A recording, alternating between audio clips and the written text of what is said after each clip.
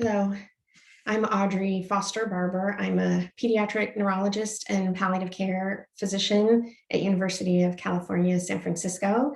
And it is an absolute pleasure to be part of the first International Neuropalliative Care meeting.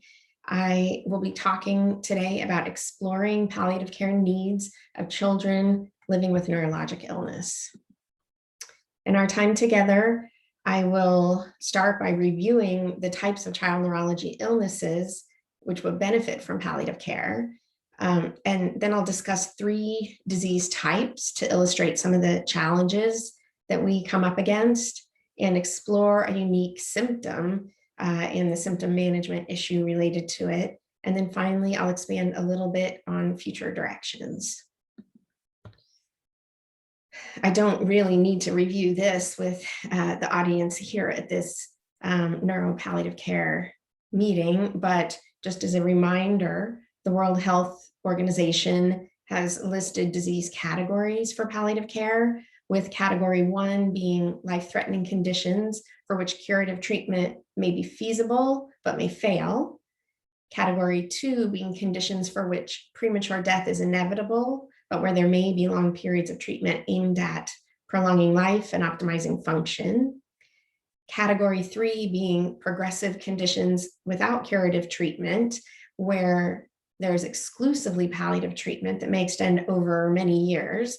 And then finally, category 4, irreversible but non-progressive conditions that cause severe disability with susceptibility to health complications and a likelihood of premature death. In the field of child neurology, we actually certainly have diseases that fit in each of these categories. Category 1 would include things like a malignancy of the brain, some metabolic disorders in which we offer treatment like liver transplantation or bone marrow transplantation, such as the urea cycle disorders or adrenoleukodystrophy, and then spinal muscular atrophy. Category 2, conditions where premature death is inevitable, but treatment may be quite long and aimed at prolonging life and optimizing function, certainly would include Duchenne muscular dystrophy, where patients can live well into their 20s with very slowly progressive functional decline, and then a variety of mitochondrial diseases with a more unpredictable functional decline that is quite individual. Category 3 being those disorders without curative treatment and where treatment is exclusively palliative include things like NCL or Batten's disease, several of the mucopolysaccharidoses, Friedreich's ataxia. Interestingly, SMA would have been in this category a few years ago, but now has treatment available, which we will discuss a little bit later. And then category 4 is a really important one in pediatric neurology, these irreversible, non-progressive conditions characterized by severe disability and medical fragility. Our population here is actually quite large and consists of these children that we say have severe neurologic impairment, or SNI. Many of these children have cerebral palsy with comorbidities, including intellectual disability, epilepsy, bulbar dysfunction, for example, from a variety of causes, including congenital brain malformations, genetic conditions, and acquired injury to the brain or spinal cord. So no talk about pediatric palliative care would be complete without just a little exploration of the differences between adult and pediatric palliative approaches. Dr. Lauren Treat mentioned a few of these earlier today. Just to go over them here, certainly first and foremost for many is that nowadays it's really quite unnatural for there to be early death in childhood. It's not something that pediatric providers necessarily feel comfortable with, and it certainly has implications for families regarding decision-making and bereavement. The parents as proxy decision makers is standard in pediatrics, And over time, sometimes children also will become decision makers as they reach age of ascent. But sometimes our children in pediatric neurology will not ever be able to express their goals or participate in decision making. So therefore, we're working with these proxy decision makers throughout. Realistically, in pediatric palliative care, there aren't very many long-term care facilities. So most care is taking place at home, and much of that medical care actually lands upon the parents as the primary responsible members, with some possible home nursing, but quite limited. We know we need different medication formulations, and a lot of the symptom management medication we use is off-label in children. The team that we work with in palliative care would include some of the same team members that are there in adult palliative care, but extends to include other support structures, including the school system or the educational system, which is a really unique challenge. And then we have the pressure of resiliency, especially in that category for those children with severe neurologic impairment, but really in all of them. We never know which respiratory illness is going to be the one, the stochastic or unpredictable nature of the medical complication that leads to a child's demise is something that can impact care decisions, and often is impacted by the use of life-sustaining therapies as well. So it really is an interaction there. As child neurologists, each and every one of us play many roles that overlap with palliative care. We certainly are the ones making a diagnosis and relaying a prognosis, but that communication there, relaying the prognosis, involves some of the strategies that we utilize in palliative care for shared decision-making. We certainly are involved in managing neurologic symptoms, advocating for and supporting the patient and the family, and then obviously trying to maximize both developmental potential and quality of life. So there's much overlap in our goals, at least with our palliative care provider colleagues. So the question is, do our patients need palliative care? And the answer is absolutely a resounding yes. In multiple studies in both adults and children, we know that neurologic disorders and neurologic symptoms abound in the palliative care field, but in particular in pediatrics, there's much less cancer and much more neurologic symptomatology. So in a study of several hundred pediatric care patients in palliative care, 40% had a genetic diagnosis, 39% had a neurologic or neuromuscular diagnosis, and 50% had cognitive impairment. So a large percent of our patients are within the palliative care community, or should be. Severe neurologic impairment, in particular, those patients should and would benefit from palliative care. We know they end up with a high symptom burden, significant psychosocial stressors for family, high medical fragility, and this unpredictable course. But absolutely, we know that these children have a higher mortality rate than the general population, with, for example, up to 15 to 20% of those children with severe cerebral palsy dying before adulthood. So I think absolutely these patients would benefit from palliative care. In several different studies of the parental perspective on end-of-life care for children with severe neurologic impairment, we've also heard the message loud and clear that our patients need palliative care. These parents reported significant stress and isolation in the care of their child, more at the time of first diagnosis, but also at times of relative disease stability, not just at end of life. And all of them expressed a desire for earlier involvement of palliative care. So the families are telling us that we need palliative care involved. Does palliative care need child neurology? I think the argument here is fairly strong as well. In a survey of parents who've had children who recently died, all of whom had end-of-life care with a palliative care team. Those with neurologic diagnoses were less satisfied with the quality of care than those with cancer or cardiac diagnoses, suggesting that the palliative care specialty may need our help specifically with neurologic symptom management. As you know, there are critical time periods for initiating palliative care.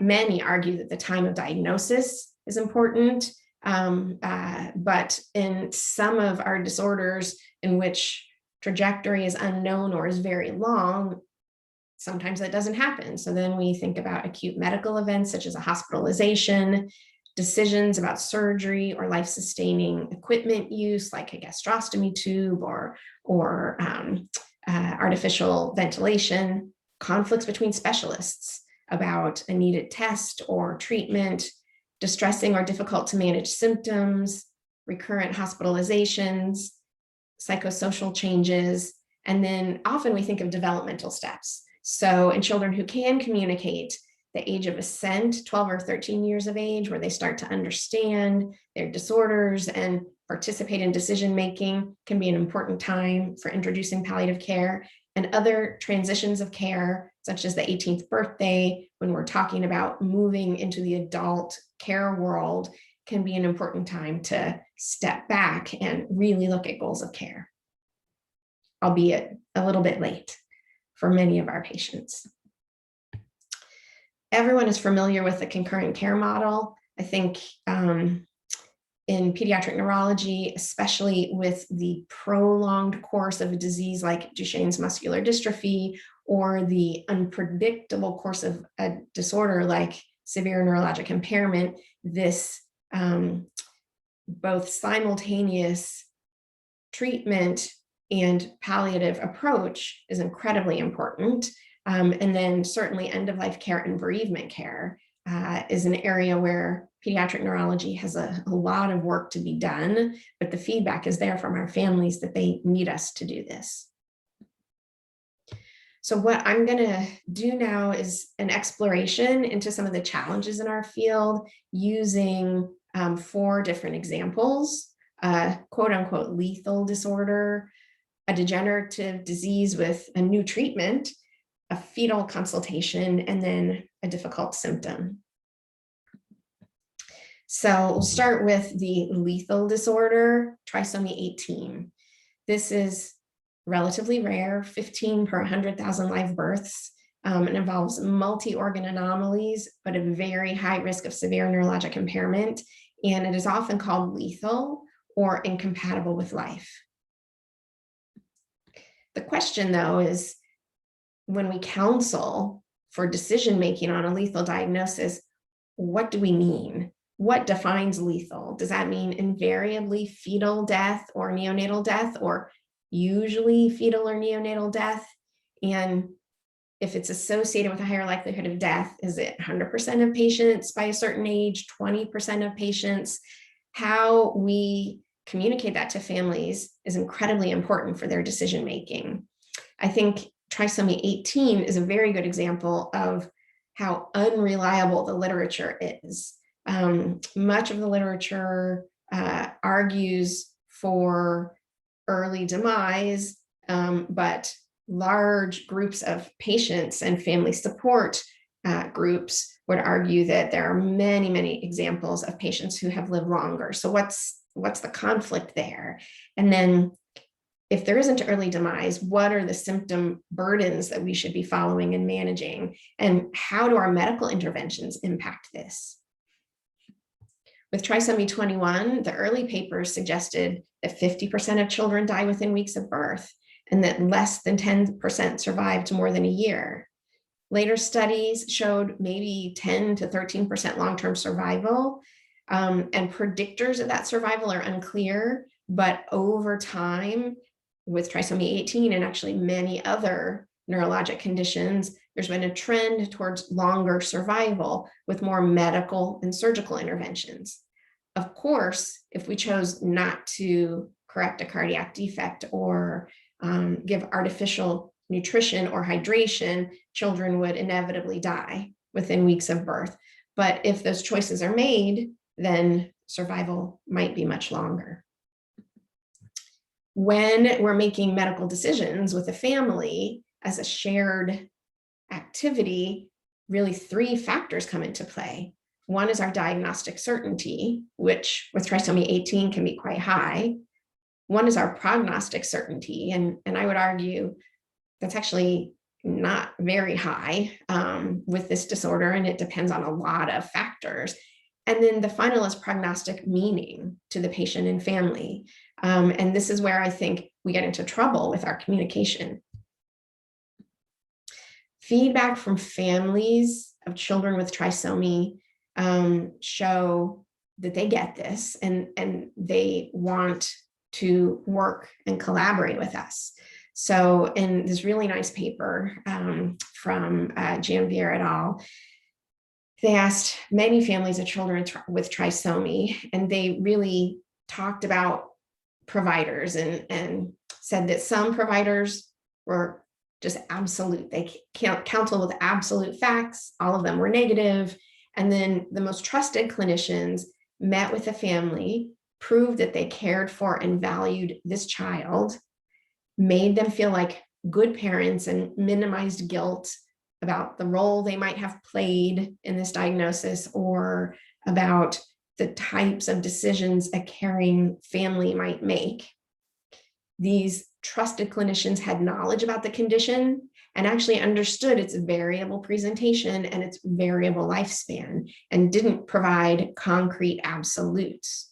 They understood both the benefits and the burdens of these technological interventions, and they were able to help parents balance hope and reality in a way that allowed them to put their values into the decision made for their child. The challenges that we face in pediatric neurologic palliative care are common, and this case or this disease demonstrates several of them around communication. We have to beware the literature and the problem of self-fulfilling prophecies. If the literature says that invariably this is lethal, we need to take a step back and understand what the context of that was. What was the timing that statistic came from? We need to understand and communicate uncertainty in prognosis with families, which is difficult, but something I think neurologists become particularly adept at over time. We need to establish trust with families, show them we value their input and understand their perspective. And I think many of you have heard this before, but we need to recognize that physicians consider the long-term effects of chronic illness, and in particular disability, motor or intellectual, as having a more negative impact on quality of life than many patients and families do. So we need to recognize that and allow the goals and perspectives of the patient and family to dictate this shared decision-making. Another case that I will talk about to demonstrate some concepts and issues is spinal muscular atrophy. So everyone is familiar with SMA, but just a little review. It is an autosomal recessive neuromuscular disease that comes from a mutation or a deletion in the SMN1 gene, survival motor neuron, that results in progressive loss of anterior horn cells. The human genome contains the SMN1 gene and then also an SMN2 gene on the same chromosome that is a duplicate with an 11 nucleotide difference. So transcription excludes one of the exons and makes a truncated, unstable protein. The SMN2 gene may accidentally produce a few wild type protein particles, but very few. And the age of presentation of disease in those with an SMN1 mutation depends on the number of copies of the SMN2 gene, which can rescue the phenotype just a little bit. So the clinical presentation for this can be neonatal to late childhood. And as you know, this presents with progressive motor weakness, including bulbar and respiratory, but intact cognition. And in the more severe and early onset forms, many children will die of respiratory failure in the first 2 years, but in the less severe form, there can be severe motor disability, again, with intact cognition by early childhood. And then these patients are, like much of our SNI population, with risk of death in early adulthood from a variety of medical complications. The exciting wrinkle in this story is the development of treatment. This has always been an invariably lethal disease until quite recently. So the antisense oligonucleotide technology was applied to SMA using a small antisense oligonucleotide that actually interfaces with the SMN2 gene and allows it to stabilize that exon 7 and make more wild type protein.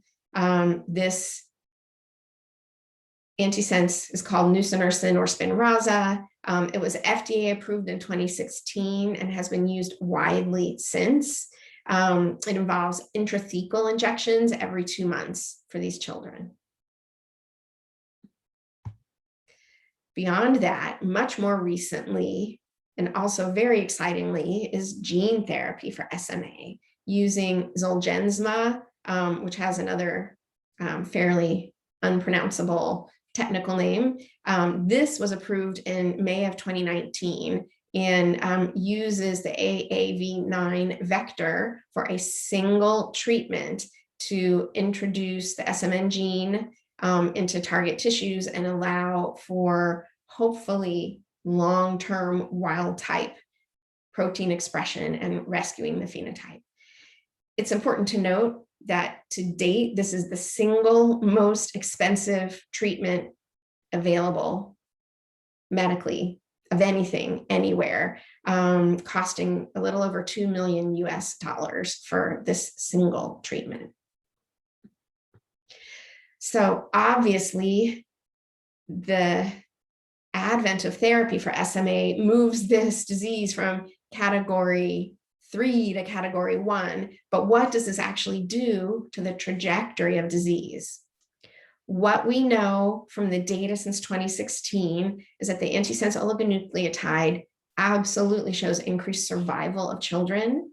It shows stabilizing disease and even some motor improvements, although unfortunately there have been some non-responders who do not benefit from therapy, and that is not fully understood.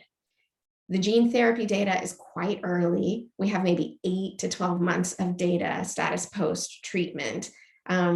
So the degree to which it will rescue the phenotype is not entirely clear. It's only approved for ages 2 and under at this point. There's some suggestion from the literature that even after gene therapy, in order to maximize function, patients may also need to have the antisense oligonucleotide therapy at some interval. So what we know is this is a life-saving treatment, but it's really unclear what the long-term benefits will be. Will these children have a completely rescued phenotype, or will they end up having some functional differences and more chronic care needs? I think everyone in the field suspects that's more likely.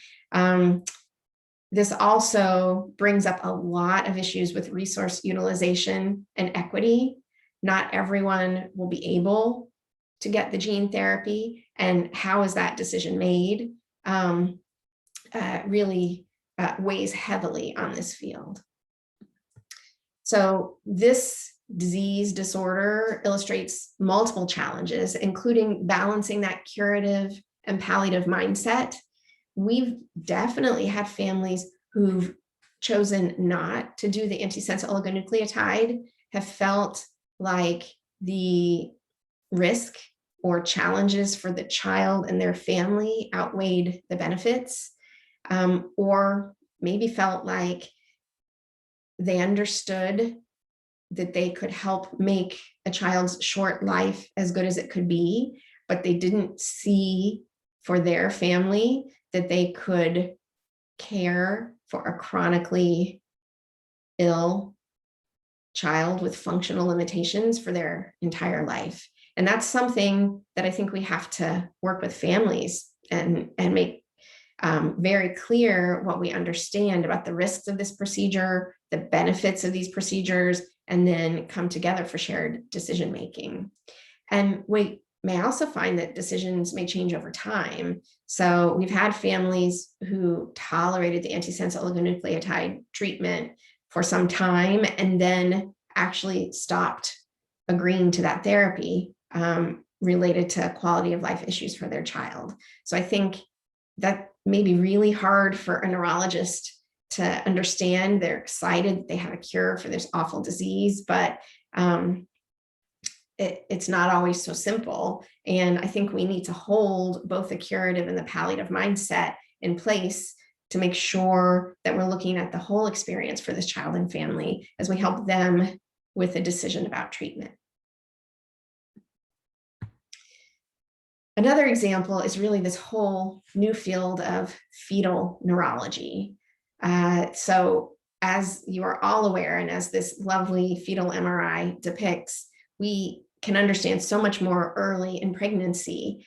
Our imaging is so much better over the last decade that we can see abnormalities, and neurologists are more and more being asked to interface with pregnant women and families to discuss neurologic findings, to help them understand prognosis. And we're really working with limited data. We have a scan that's often early in pregnancy. Maybe we have genetic findings. We certainly can't use our reflex hammer. We certainly can't look at the child during the time period when decisions need to be made. Sometimes the findings are fairly clear. We see a fetus with anencephaly or severe hydranencephaly with very little cortex left, and we can likely make some very clear prognostic discussions with the family about what this child's life would be like. But other times, the findings are much less clear. Schizencephaly, whether it's mild or severe, can have very different outcomes. Agenesis of the corpus callosum can have a very wide range of outcomes. Similarly for fetal porencephaly or fetal stroke, just as in an adult, outcome depends on size and location, as well as probably cause. So much of this is more difficult to pull together or understand in the fetus. The challenges in this field, as I said, are the neurologic prognosis can be really difficult to make early in development. Sometimes we are looking at these even before sulcation is complete, where we can't tell if there are going to be other acquired changes in brain development. We certainly don't have an exam. There's often time pressure for pregnancy decision-making, and obviously various legal regulations about age of viability or pregnancy termination, in addition to family decision-making, which may vary widely by individuals depending on their cultural or religious background. And then we're dealing with parents-to-be, parents who have to make this proxy decision about a child that they've never met. They haven't experienced parenthood yet. So this can be particularly challenging. Sometimes we're dealing with the ethical issues balancing maternal and fetal risks. There are a variety of fetal procedures that can be offered, but that may carry additional long-term risks for mothers, such as an early cesarean section for fetal hydrocephalus, or some fetal surgery for spina bifida, and really balancing those decisions and those risk factors can be quite difficult. Multiple providers have to work together: maternal and fetal medicine, neurology, sometimes neurosurgery, neonatology, and we must all communicate well and be providing information that makes sense to families and allows them the best decision-making they can have. And this can be really hard. We work in very different spheres and we think about things really differently. And then there's always the uncertainty with birth planning. We may talk about an abnormality that could result in fetal demise or newborn demise, or may actually lead to a long-term chronic illness. And we need to help families make decisions about what they will do at the time of delivery. Will they allow CPR? Will they intubate a child with respiratory distress? Or will they move to comfort care and manage symptoms instead? So this is a field that really is going to require some subspecialization and some major collaboration between a variety of specialties. As many of you know, neurologic symptoms at the end of life are common. I'm just going to review a little bit of data on those symptoms in pediatrics, and then I'm going to talk about one particularly difficult symptom that I think we need to play a role in as child neurologists. So the literature suggests that up to 15% of all adults in palliative care will report a neurologic symptom, increasing in the last several weeks of life. And some of those are commonly treated by palliative care specialists. They've got these: pain, agitation, delirium. But some symptoms may be less well managed or less comfortable for non-neurologists, things that we manage in our patients outside of the palliative care realm: seizures, spasticity, dystonia. And we have that feedback from families that even with the palliative care team, patients with a primary neurologic diagnosis had a more difficult end-of-life experience based on parent report. So this is an area I think that we need to be stepping into. In a nice, very recent review by Chris Feutner et al., they took a large group of patients cared for by Pediatric Palliative Care and looked at their symptoms. And as you can see, it's a variety of things that we may not have as much facility with treating, but actually irritability, that might be something that we would get involved in treating. Some of the difficulties in functioning, like difficulties in swallowing, certainly seizure, not listed on here are some of the other neurologic symptoms that I've mentioned, but I don't know if that's actually lack of recognition or not. But clearly neurologic symptoms are happening in children at the end of life.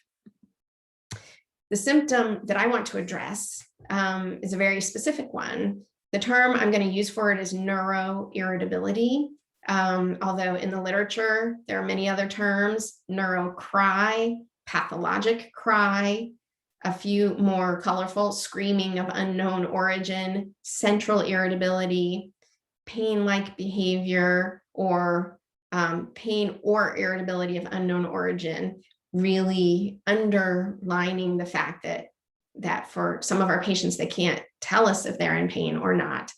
Irritable insomnia, light switch mental status change, and paroxysmal fussiness. All of these connote the same really difficult to see and probably difficult to experience symptom of neuroirritability. We typically are using this term in our population of children with severe neurologic impairment to describe essentially unexplained irritable behavior. It's often described as an unpleasant psychological and physical arousal in circumstances where the etiology is unclear.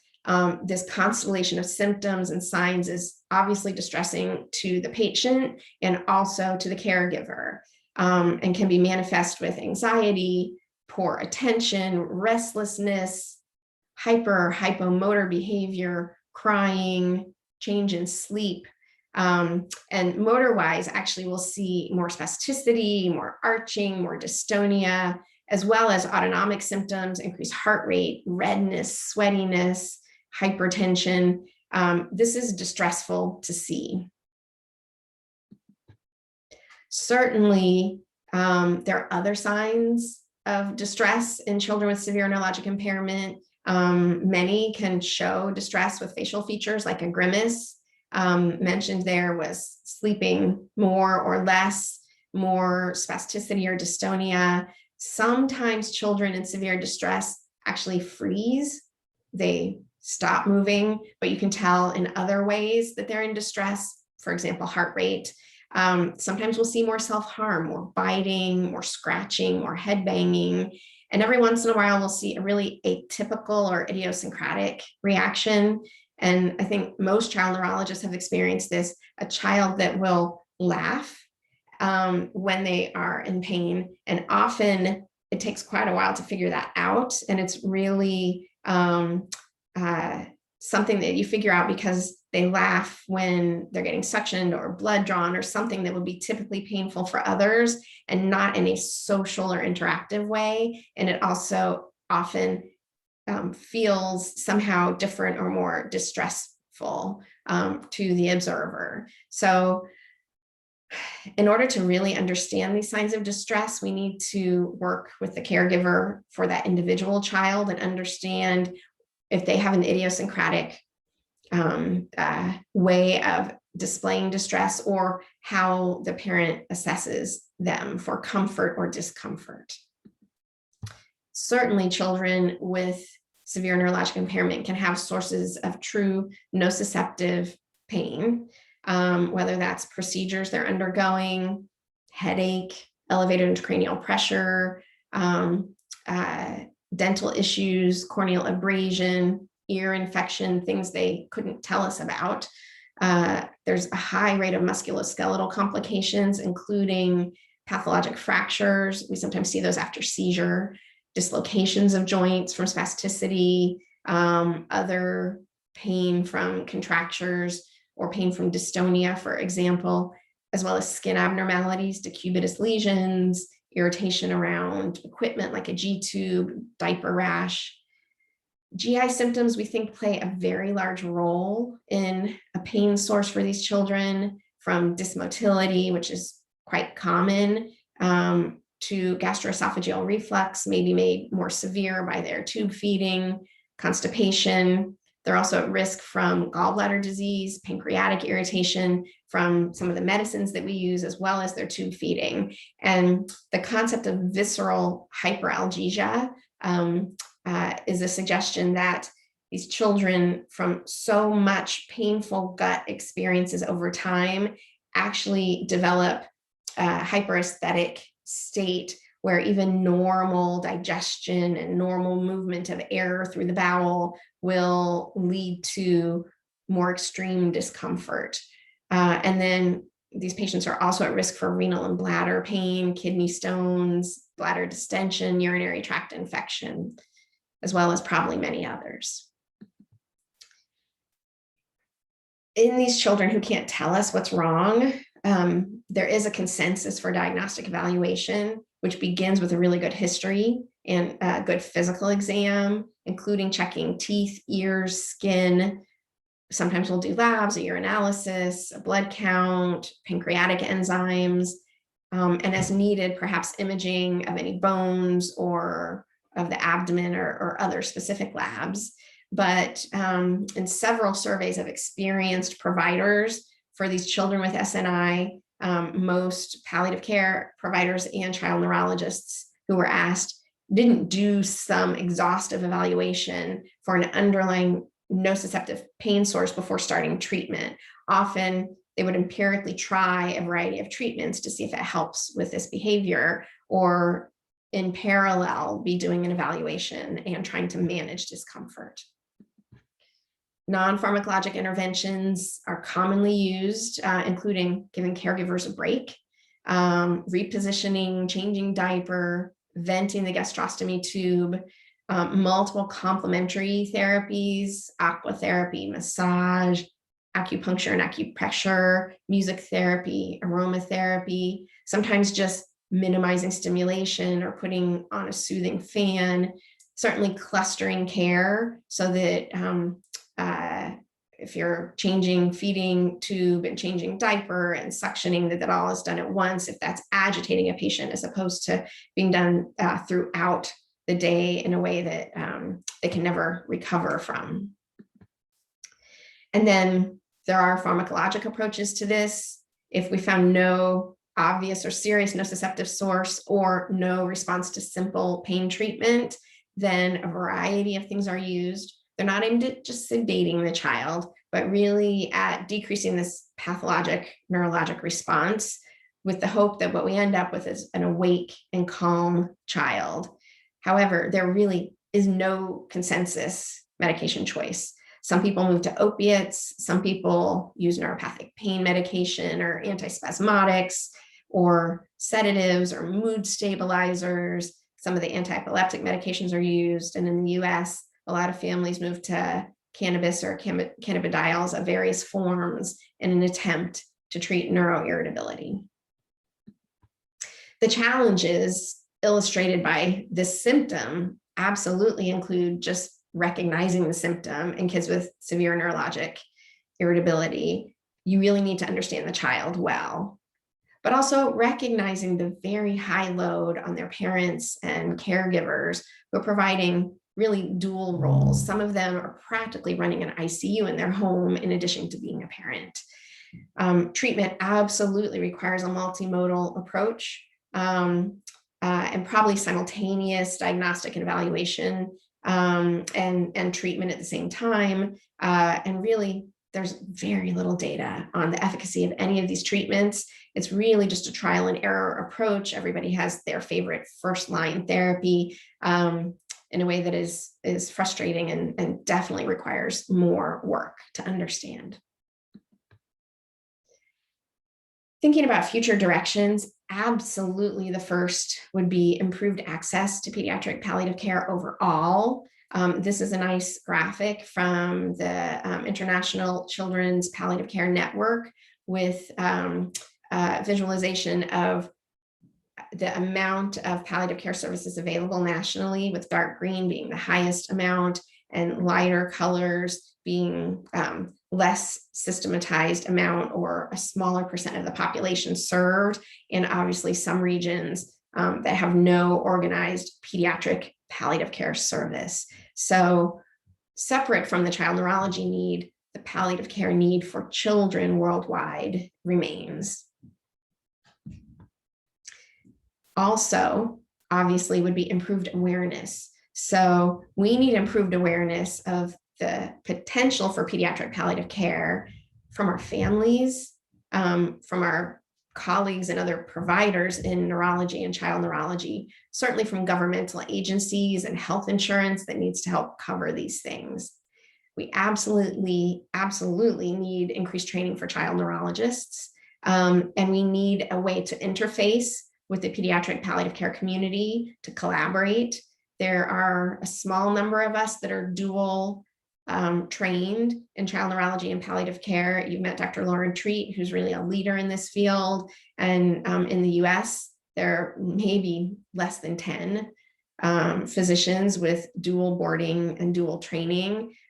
So clearly our workforce is small, and we need to figure out how both to grow this workforce, but also how to leverage education to our colleagues to increase access to this service for our patients.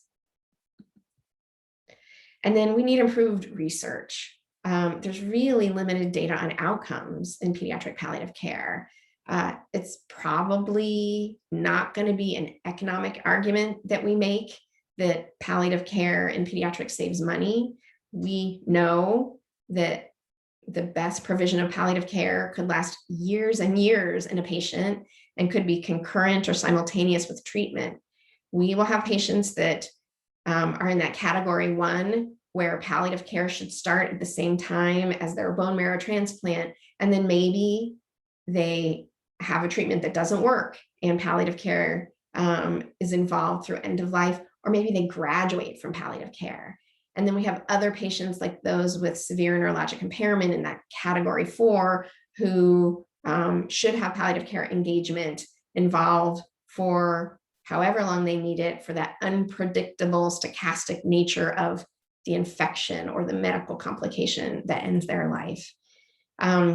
It's more likely that we're going to get traction with quality of life measurements, whether that's comfort and symptom management for patients, or maybe it's quality of life measurements for families, family employment, marital status, sibling outcomes, thriving mental health outcomes.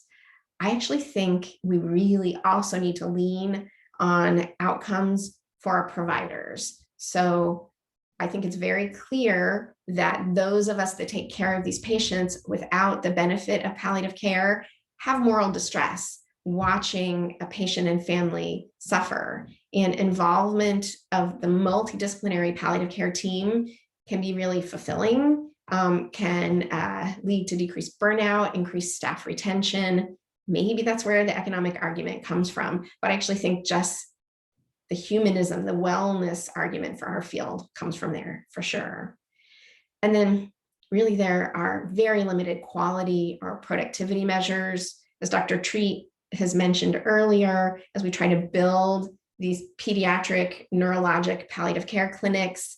We don't have a rubric to understand how many patients we should see, how often we should see them, how much other ancillary care staff should be involved and how those are paid for, whether that's child life or an education specialist or a social worker or spiritual care. So a lot of work really needs to still happen in this field to understand that and to argue for what we think is right, which is access to palliative care for our patients. In conclusion, child neurologists, as they practice, are already palliative care ambassadors in so many ways. We know the patients who would benefit from this approach. And actually, the field of palliative care would benefit from our input, especially in symptom management strategies. So a collaboration with a multidisciplinary palliative care team is really going to allow the best possible care for the largest number of patients. We need increased resources to provide concurrent care, to evaluate outcome measurements, and determine the best way for us to move this exciting new field of pediatric neuropalliative care forward. Thank you so much for your time and for listening. Feel free to reach out, and I look forward to our question and answer session.